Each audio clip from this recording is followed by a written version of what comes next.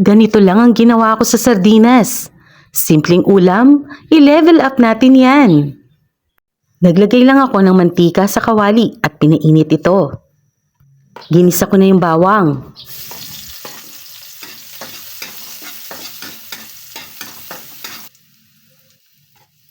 Sibuyas. Kamatis.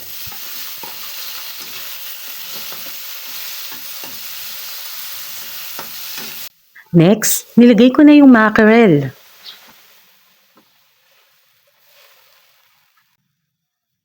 Maaari mo itong hatiin sa gitna para dumami tulad ng ginawa ko ngayon.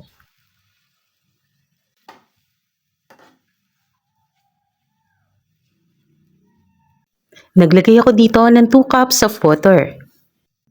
Nilagyan ko din ito ng tamarind powder. Tinakpan at pinakuluan ko ito.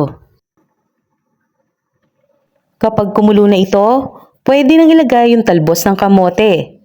Pwede rin ang kangkong kung gusto mo.